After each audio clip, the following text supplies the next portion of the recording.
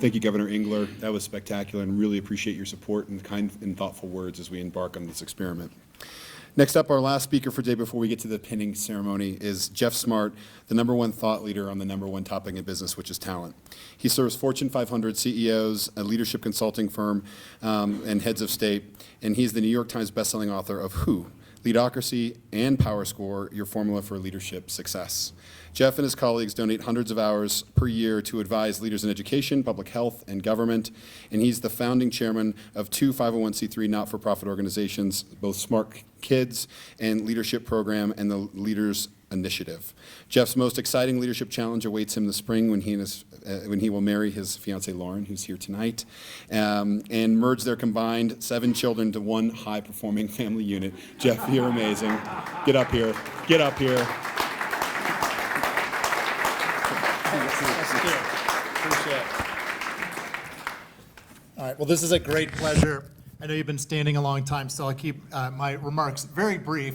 The purpose of my brief remarks is to further attempt to inspire our fellows to finish this program that our governor has envisioned, that Ryan Heckman and the Quarterly Forum folks have amplified into a legitimate and impressive fellowship program, and actually do a stint of leadership in government.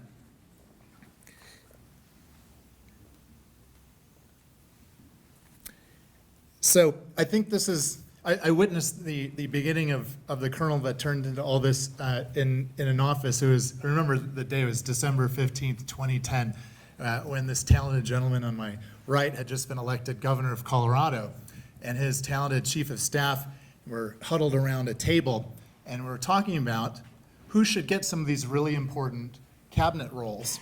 And I said, well, yeah, I'm kind of new to this whole government thing. Surely there's a secret drawer full of resumes or something, did Ritter leave you anything, or Owens maybe, or where surely there's some scaffolding or some mechanism for identifying some of our most talented leaders out in our society, developing them, and getting them ready to serve in government. And the governor said, there's not, but there should be.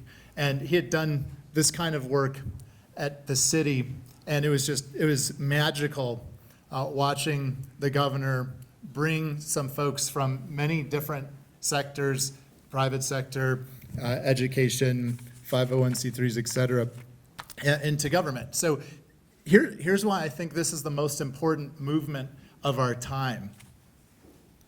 The logic is simple. I believe the quality of human life is determined to a large extent by the performance of our government, right? And government isn't fancy buildings with columns or libraries full of statutes with sort of dusty law books. Government is just a collection of people who are working their butts off to try to elevate the quality of life for other people. It's the people, it's the who. And here's the disconnect. The disconnect is, in our society, 79% of the leaders are in the private sector, and yet only 2% of them say that they want to serve in government.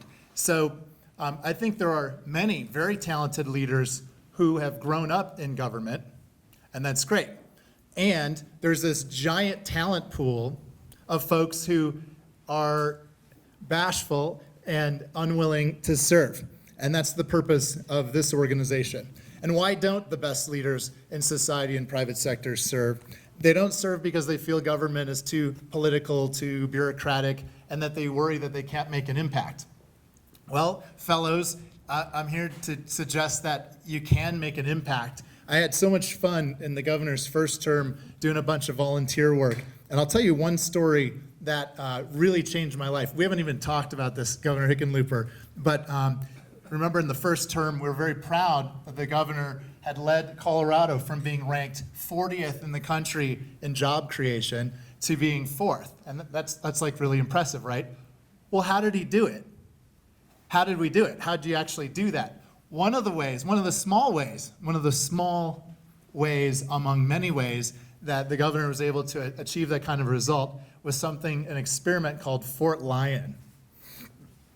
Okay, so homeless people fall into a rut. They don't have a place to live. Many struggle with health issues, mental health, physical health issues.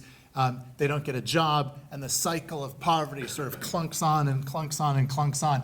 It's horrible for the individual, it's terrible for their families, and it's massively costly for all of society. So the governor, through nothing other than good leadership and vision, converts an old prison called Fort Lyon into a special program that helps and has helped hundreds, 300 homeless people get their lives on track. And so, it had been, celebrated in kind of this like special case. So I had to go see it with my own eyes. So I drove down there with the budget director, Henry Sobonet, and the new chief performance officer, David Pedrino. And what we witnessed was truly magical. This one gentleman who was formerly homeless, who was about to graduate their program, his name was Rick, came over to Henry, the budget director, and hugged him and said, "Thank you so much for giving money to this program. You saved my life." And Henry, being as humble as he is, said, "Oh, no. The guy you need to thank for saving your life is Governor Hickenlooper." And this guy was just like holding the budget director, and I was just like, oh my God, this is so cool. So this guy, Rick, was a veteran, talented leader, had fallen on hard times, and this program, which came out of nothing other than great leadership, saved his life, got him on a path to having a home and getting a job, and that's impact, right? I mean, it's kind of like incredible. And we've been here for a long time, so I won't rattle through. There are a bunch of I was so inspired by the governor's leadership and the early seeds and kernels of what was the Leaders Initiative, now led more majestically by Heckman and Matisik and the Quarterly Forum folks, which is really great, you guys, to see you take this thing forward and turn it into a big, successful program. But in the lead, so I was so inspired by the governor's example, I went out and studied a bunch of other governors and mayors and folks who worked at different levels of leadership who had come out of the private sector to see, is this an anomaly or is this a repeatable process? That turned into the Leadocracy book, which I got arm twisted to donate a bunch of copies for you all tonight, which I'll get, I think, on the way out. What I want you to look for, and fellows, I'm talking to you specifically, is if you get questions in your mind about, can I make a difference? Can I really make an impact using my private sector skill set?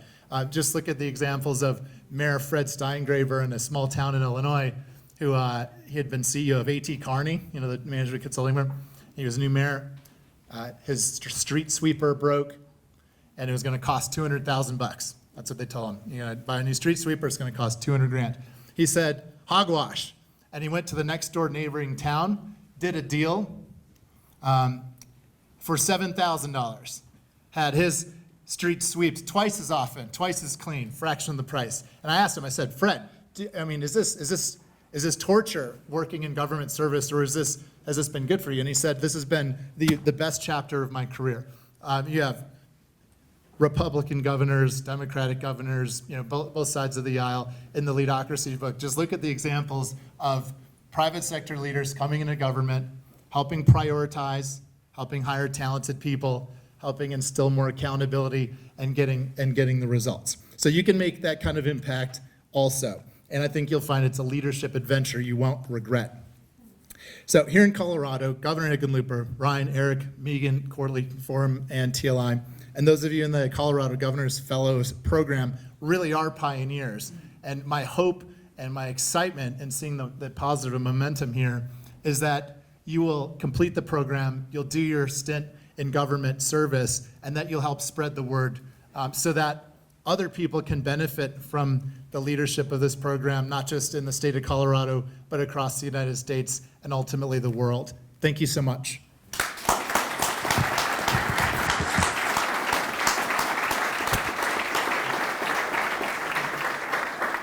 Thank you, Geoff, and thank you kindly for those great copies of those books for those fellows.